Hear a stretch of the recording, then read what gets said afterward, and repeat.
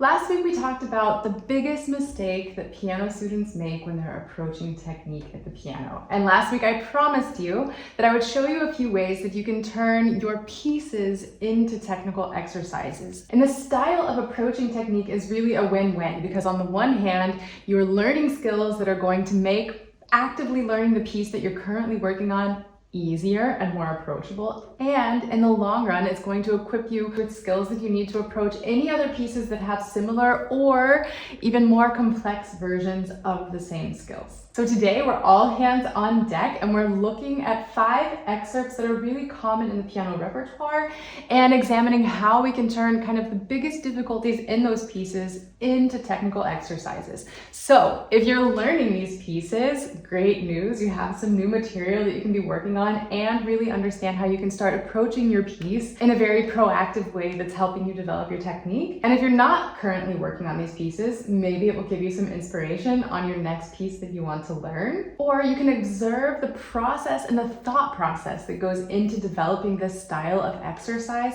and then go to the pieces that you're currently working on and problem solve how to make that happen. As always, if you have any questions about how to make this work for you, let me know in the comments below or send me an email at robin@pianowithrobin.com. And I'm happy to help you problem solve and figure out how to start making progress. So without further ado, let's get right into it. Our first excerpt for today is from Eric Satie's Gymnopédie, and I have a full length tutorial on this on YouTube if you want to check out that series, but for now, we're just looking at one simple exercise. So one of the biggest issues that students have with approaching this piece is getting comfortable with this idea of you have a bass note and then you jump up to a chord. And there's this back and forth, and you really have to get used to letting go and finding your new chord. There are a few elements at play here. On the one hand, especially when we're relatively new to the piano, we like to kind of stick close to the keys and find our way over to the chords, and we kind of try to stay as close to the keys as possible because it feels safer. It feels like we're going to find our notes more easily. So that's the one thing. And then the other thing is really just, okay, I have a note here and then I have to jump and find a chord, and how do I find all of those notes all at once? And so there are a few ways we can approach this, and I'm going to kind of show you a step-by-step progression that can work really well for you if you're dealing with something like this in one of your pieces. So the first thing is, and I already kind of mentioned this, is when you're jumping, I don't want you to stay close to the keys. This is one of the times that the normal laws of physics don't apply. Usually we say the shortest distance between 2 points is a straight line. When we're playing piano, we really can't rely on that. When I was little, my teacher called these grasshopper jumps. You have to play the note and then really hop up. I think I've seen someone refer to them as rainbows also. If imagery helps you, that's fine. But really, for now, I want you to exaggerate that jumping process. And of course, once you start to go faster, once you start to feel more secure, you're just going to kind of take a natural arc on your way.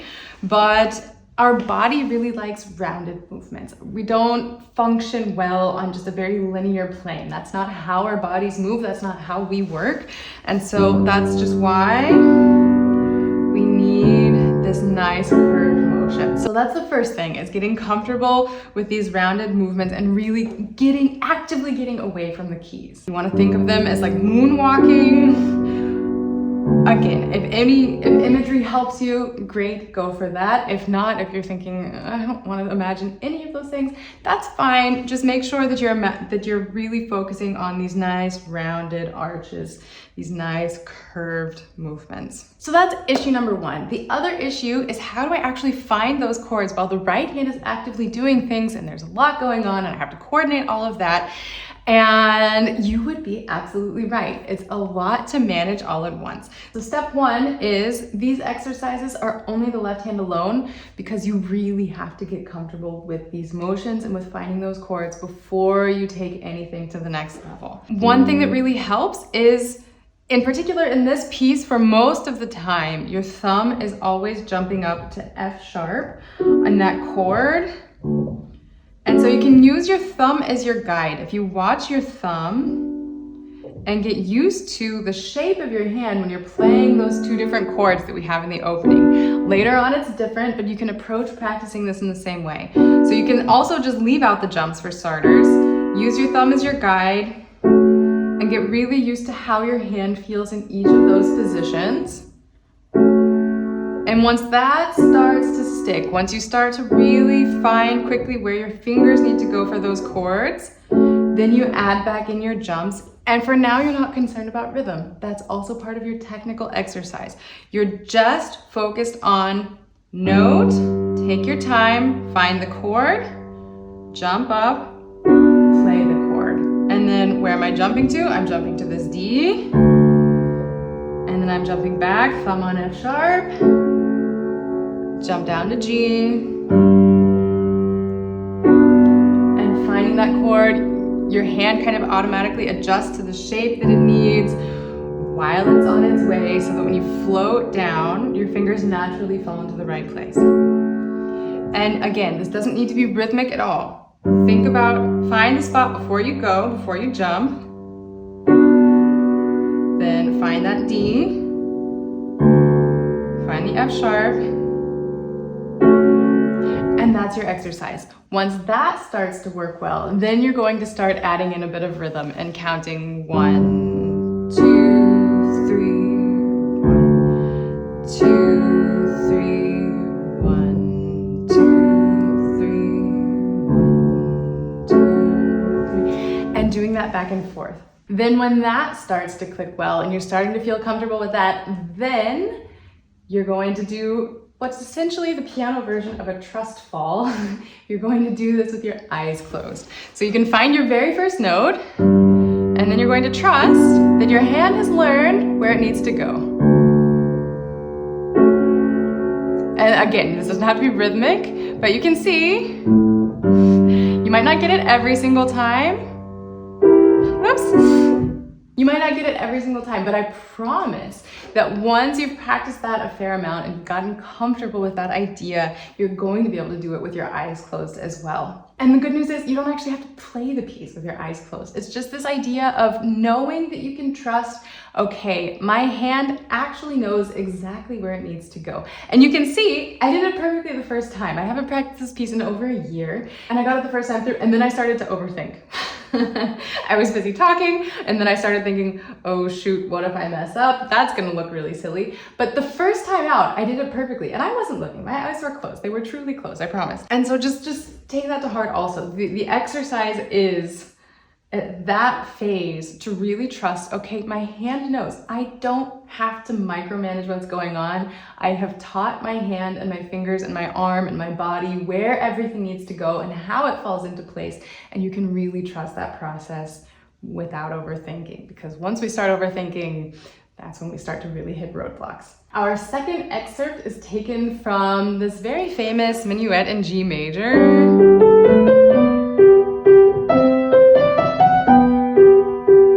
Is often attributed to Bach. That's actually incorrect. It was made famous by Bach. It was published in a set of pieces that Bach composed, many of them, but many of them were also taken from other composers. This piece was actually composed by Christian Petzold, a contemporary of Bach. And the issue in particular that we're going to address here is, again, very common when piano students, particularly in the early phases, but then sometimes we also, if we're never told that we need to break certain habits, or if we have resistance to breaking certain habits, sometimes things stick around for several years also. There's similar to letting go and having these nice big relaxed jumps, moving away from the keys.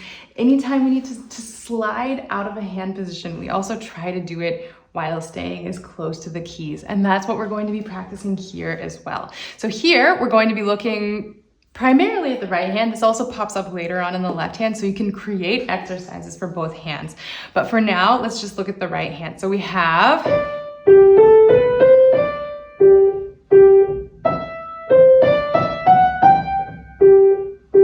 and we can just do the first four measures. That's really enough. What I want you to make sure you're doing when you're playing this excerpt is that you're really letting go and moving between the positions. So often students will do something that looks like this.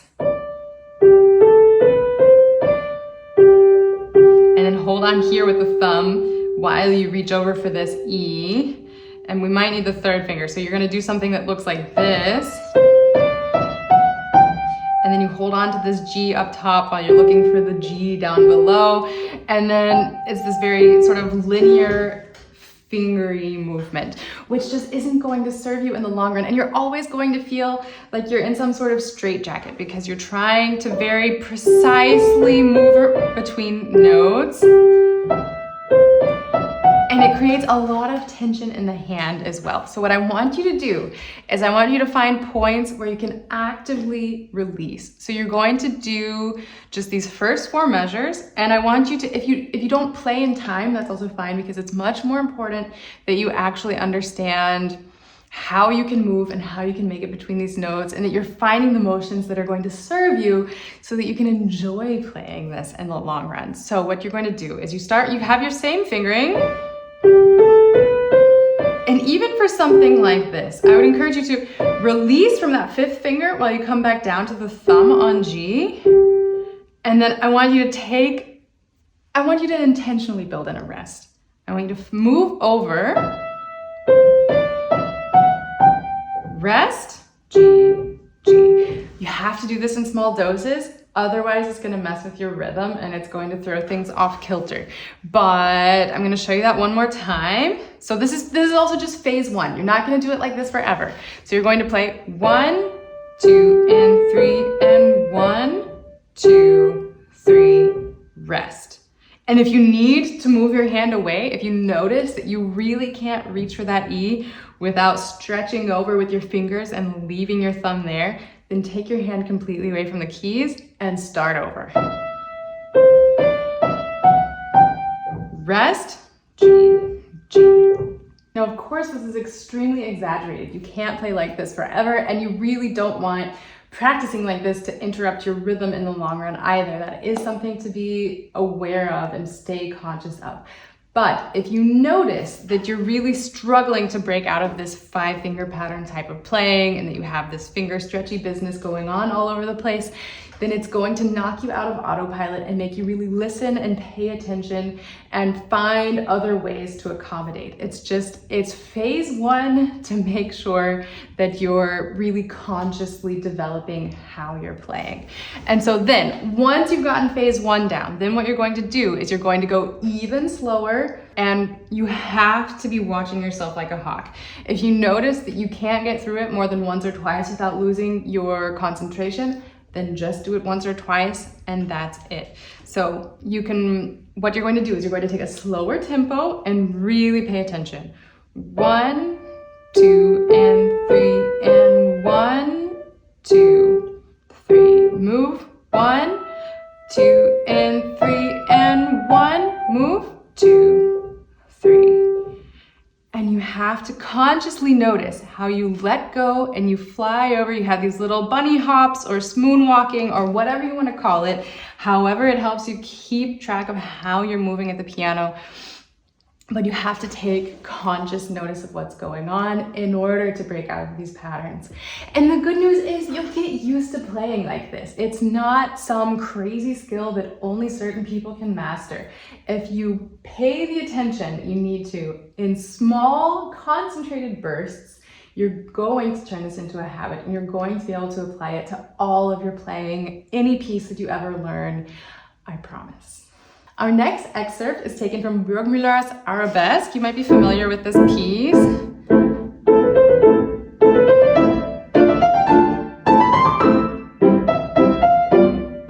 And it has lots of fine little 16th note patterns that are really tricky to keep even, especially once they start popping up in the left hand.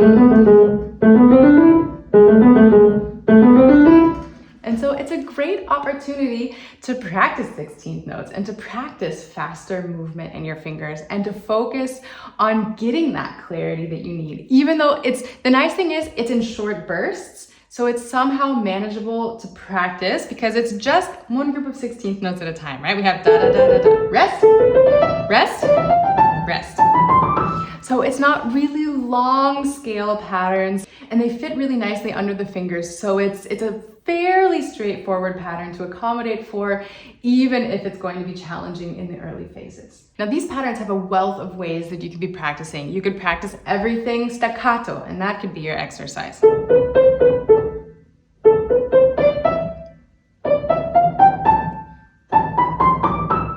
and then you start to gradually speed that up over time. Metronome could also be a great tool here so that you can really, truly, gradually increase that speed. Metronome is a great tool for developing things like that. And so then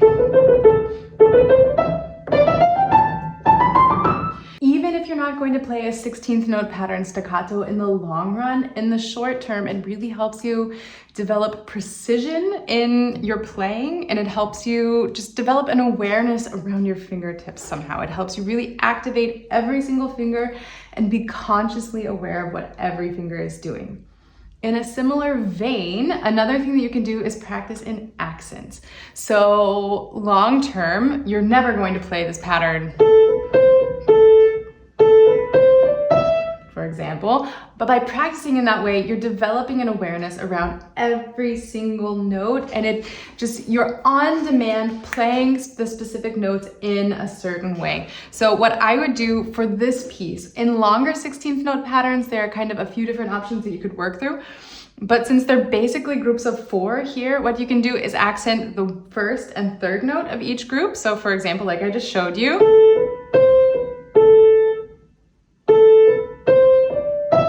or you can accent the second and fourth of each group.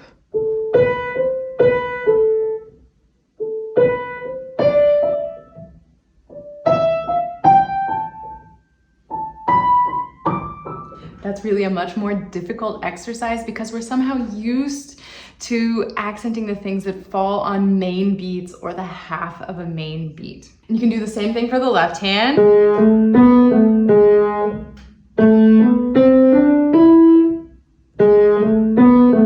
And then flip it over to the second and fourth of each group. 1, 2, 3, 4, 1, 2, 3, 4, 1, 2, 3, 4, 1, 2, 3, 4, 1, 2, 3, 4, 1, 2, 3, 4, 1, 2, 3, 4, 1, 2, 3, 4. You don't need to do this a lot. Doing it just a few times in every single practice session just helps develop this awareness and control. Because really, like we talked about last week, the key to technique is just control. Being able to create the sounds you want when you want them on demand. Even if it's not how you're specifically going to play a piece when you're performing or when you're playing it in tempo or when you're playing it hands together or whatever, by approaching technical patterns through this, it again knocks you out of autopilot, keeps you on your toes, keeps you really paying attention, and develops this awareness of what's going on in your body and how to control your fingers, your arm, your posture, and so on, so that everything works together so that those nice, crisp, clean 16th notes that you're looking for. Our next excerpt is taken from a piece that's actually by Johann Sebastian Bach, not just attributed incorrectly to him. This is taken from his little prelude in C minor.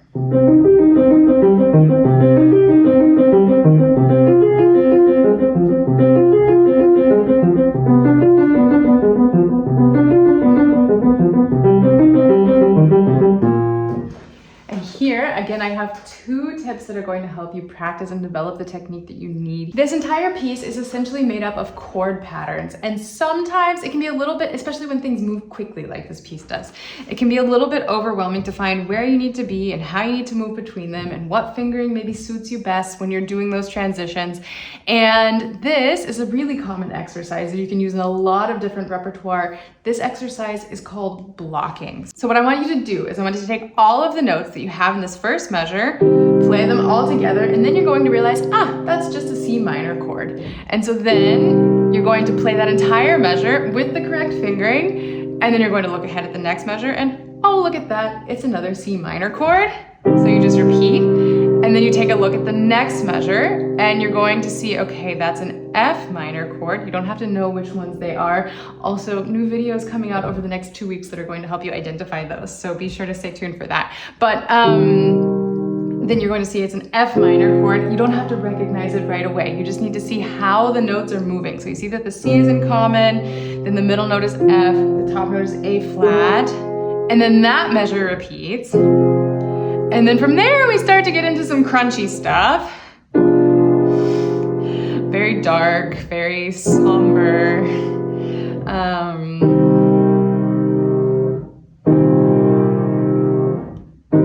And seeing how all of that is shifting. This is, like I said, this is called blocking, and that's going to help you see how your hands are moving, and it's also going to help you a lot with memory. So it's not just developing your technique and teaching your hands how to move and how to move in between those chords, but if you start to think about what those chords are, then it can really bolster your memorization as well. Then from there, you can also start to develop the technique of this alternation between the hands. It's kind of a zipper-like effect. We have left, right, left, right, left, right, left, right, left, right, left, right, left, right. That's hard to say many times in a row. In this particular piece, it's not this alternation through every single beat of the entire piece. It's really more just the second or the last third of each measure that we have this back and forth really happening.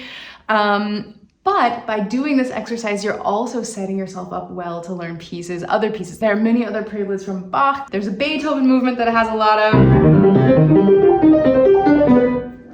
things like that. Very fun to play, crazy sonata, it's a really cool piece. And so by practicing that here, or something like that here, you're setting yourself up for a lot of repertoire in the long run also. You're going to take that blocking that you found, and you're going to incorporate this alternation. It doesn't matter that it's not exactly the same rhythmic or ordering or melodic pattern that you had, but you're just going to play the same chords with the same fingering and practice that alternation.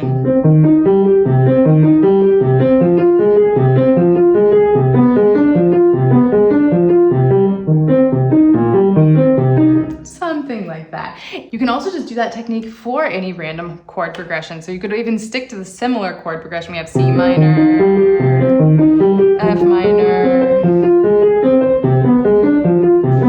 There it sort of switches directions a little bit, and play around with that. You can also just do root position chords the whole time. C minor, F minor, maybe G major is kind of logical, and then back to C minor. And if you can't do it in that tempo, go slower and really focus on keeping it very, very even. 1 and 2 and 3 and 1 and 2 and 3 and once you're comfortable with this ascending pattern, then flip it upside down and do it descending.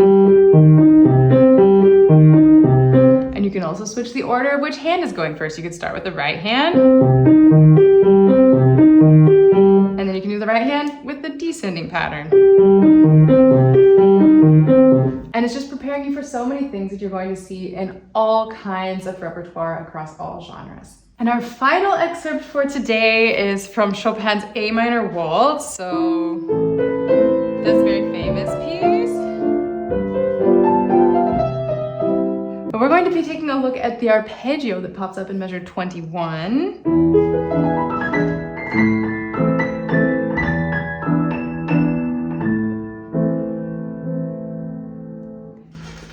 And this again is something that's going to serve you well, not just for this piece, but also for so many other pieces that are utilizing arpeggio patterns, especially arpeggios that cover more than one octave. Here we're covering 3 whole octaves and then a little more.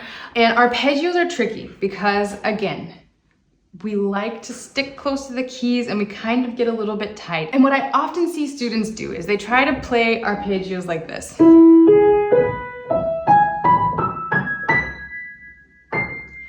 And notice that the elbow pops out, the thumb is coming under a little bit too far. There's this active switch there, and that's really not serving us when we want to play something fast. Notice my arm is going along for the ride. It's not staying back behind here. Everything is moving together, but my elbow isn't popping up. I'm not doing the chicken dance in order to accommodate for my thumb crossing under here. And how you practice this. There are, again, a few ways. First and foremost, I would encourage you to play staccato. And if you want to do this with pedals so that the sound continues, and also so that you can prove to yourself that it's not going to sound really dry and ugly once you put it into action, because that's the trick. This is actually not discussed very often, and I want you to pay really close attention here. Arpeggios that are really fast and flashy, they sound legato. We're really playing staccato or borderline staccato, because if we're doing this sort of legato crossing under, we can't do it quickly. It's not possible. It's just, I mean, you can work on increasing the speed. It's always going to be a little bit sloppy. It's always going to be a little bit insecure, and you're always going to feel on edge. But if you learn to do them staccato, you can put the pedal down and it's going to sound legato. Nobody's going to notice because it's so fast. It's all going to blend together. So this is your first exercise. Put the pedal down and then do our little moon hops.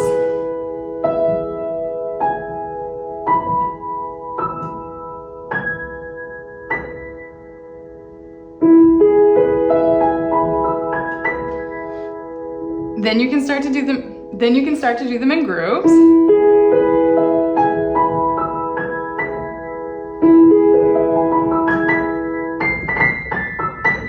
And then you start to go a little bit faster over time as well.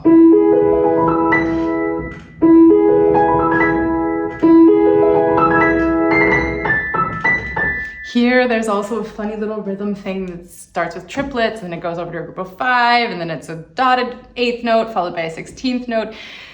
That's a whole other can of worms addressing the rhythm there. Basically what's happening is he's showing us, I don't want you to play this super strictly. I want it to be sort of a speeding up as we reach the top.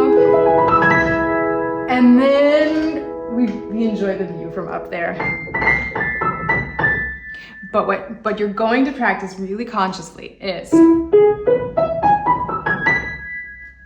staccato. And keeping your wrist,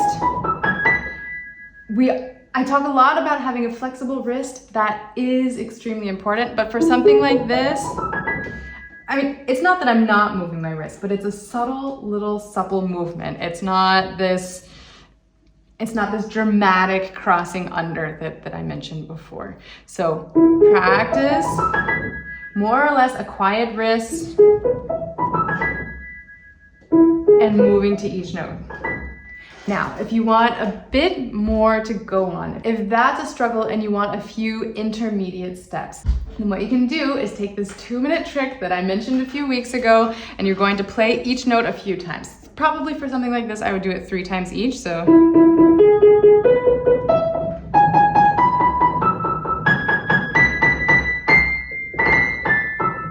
And then when you get to that top note, then you just play everything normally again. But what it's doing is it's ensuring that you're really secure on each note. And so you're not just playing the note many times and preparing the other fingers in order to get ready. You're playing it and making sure that you're really centered on that spot. And then moving. You can also do it more than 3. This actually might help you a lot more. And notice, because I even have this temptation to kind of sneak ahead there, but I repeated the note a few more times so that you can counteract those urges, because those urges are normal. We want to make sure that we end up in the right spot at the right time, and then we tend to anticipate those things with our movements. And so by repeating those notes, it doesn't need to be rhythmic in any way. You can do one note 6 times, and another one 3, it just kind of, but make sure that you really feel very secure on each note of the pattern.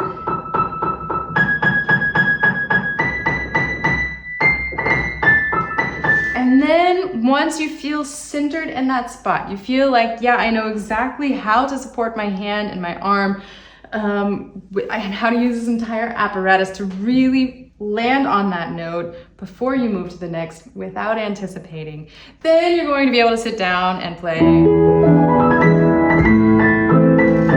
without any problems. It takes time. You develop these things over time. And by pairing all of these ideas, you start to notice that you're not only playing more cleanly, but that you're feeling more comfortable and more confident as you're doing so. Finally, you have lots of food for thought. If you're working on any of these pieces, you have something very concrete that you can sit down and immediately start doing. If you're not working on these pieces, like I said at the beginning, hopefully you can find ways or similarities with your own pieces that you are working on that can give you some ideas on how to start developing your own exercises that you can create from your pieces.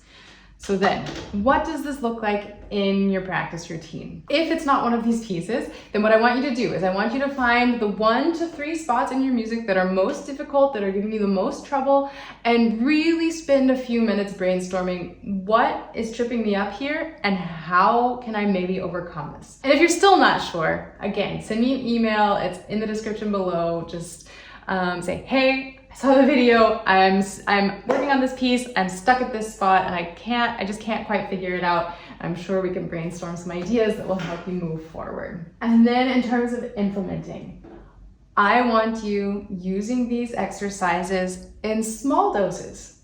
Do your warm-up. I hope you're practicing scales, chords, arpeggios when you're sitting down and first getting warmed up, and then you're immediately going into the 1 to 3 exercises that you've designed on your own that are helping you make concrete progress in your pieces.